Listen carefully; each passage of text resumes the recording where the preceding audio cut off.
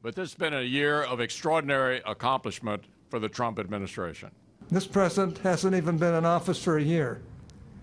And look at all the things that he's been able to get done. This is a big day for America. This is America's comeback. He's got one of the best records of conservative accomplishment in his first 11 months in office of any president in American history, including, quite frankly, Ronald Reagan. What I find fascinating about this part in our political process over the last decade or so is that usually it's Republicans praising their president and Democrats praising their president. But guys like Mark Thiessen, who were originally pretty critical of President Trump, he's called balls and strikes here. I mean, he was not saying that 9 months ago. And he's seeing what's going on.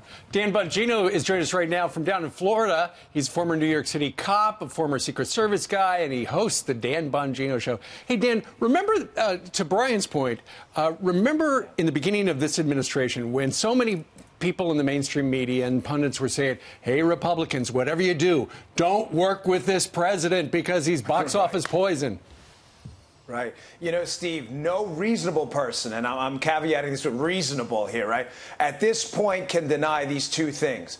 This has been a deeply, deeply consequential first-year presidency, and it has been an extremely conservative one. There's no denying that anymore. Red tape getting wiped out. ISIS getting their butts kicked all over the place. Americans getting a tax cut. Businesses coming back to the United States even yesterday after the tax cut. It hasn't even been signed yet by the president. This has been an incredibly impactful first year, and denying it at this point, you're talking out of your back end, not your front end. So let's talk about back end. Listen to this Huffington Post clown on Twitter. It says this about Senator Tim Scott, who was front and center. I don't know if you had a chance to meet him. We have. And he's one of the most impressive, respected people, Republican or Democrat, period. And I'm glad his profile is raised. And there's a reason why it was raised yesterday, because he plays such a prominent role in getting this passed and explaining what tax reform means to the average American person.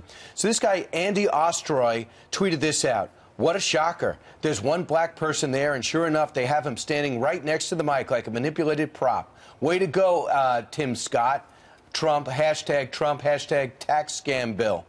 But hold on, before you respond, Dan, that guy did take it down and he did apologize. But Senator Tim Scott's response back to him was awesome. He said, exactly. He said, probably because I helped write the bill for the past year, have multiple provisions included, got multiple senators on board over the last week, and have worked on tax reform my entire time in Congress. But if you'd rather see my skin color, please feel free. Your response. You know, Ainsley, I don't accept this guy's apology. Tim Scott's free to, of course. He's maybe a better man than I am. Well, he is a better man than I am, but I don't. And you know why I don't do that? A prop? This is a guy who grew up with divorced parents in a relatively poor household. He's a business owner. He is a proud, accomplished, dignified man. That the left and far-left liberals continue to do this and see him only for the melanin component of his skin speaks to the racism on the left, not on the right. People on the right, nobody I know in conservatism sent me a tweet, an email, or a Facebook message yesterday saying, hey, look, there's a black man on stage with Trump. They said there's a proud U.S. senator who cut your taxes. Every local 3 electrician, steel mill worker getting up tomorrow, you're going to get more money in your check next year because of men like Tim Scott. That the left sees the color of his skin speaks to the absolute intellectual vacuum these idiots live in. I don't accept this guy's apology. Let me just read his apology, though, to you, because we all say stupid stuff, and we can all, we've all made mistakes. He did tweet this out. He said, at Senator Tim Scott, earlier I tweeted something that I now agree was unfair. Senator, I regret that tweet and apologize for it. There were many other ways I should have and could have made my point. So that was nice of him at least to apologize. I know. A lot of people agree with you.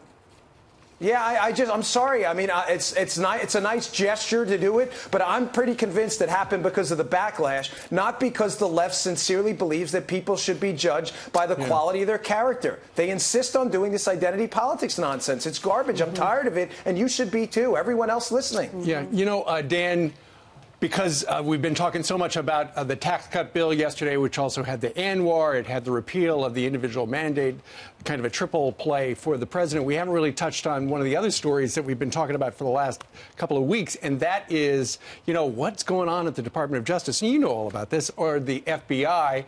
And a couple of days ago, you had Andy McCabe, the deputy FBI director, on the hot seat, and apparently had some lapses in what he could and couldn't remember. It does sound as if they're going to be issuing some subpoenas to get some of the people who have some of the answers, like Bruce Orr and also the general counsel James A. Baker, back up on Capitol Hill. Do you think, where do you see this going? Well, Steve, there is one key critical question out there that still has not been answered. We cannot move on with the FBI until this question is answered. Who knew about the dossier, and was the fake news dossier, the nonsensical dossier, was it used to obtain warrants to spy on the Trump team? Nobody can answer this. But that should be pretty easy to answer.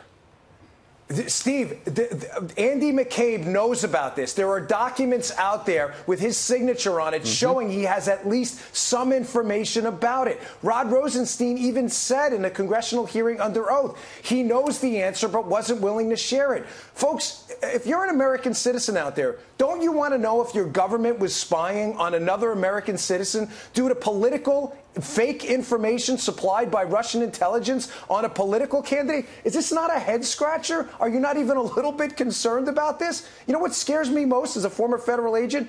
Big government.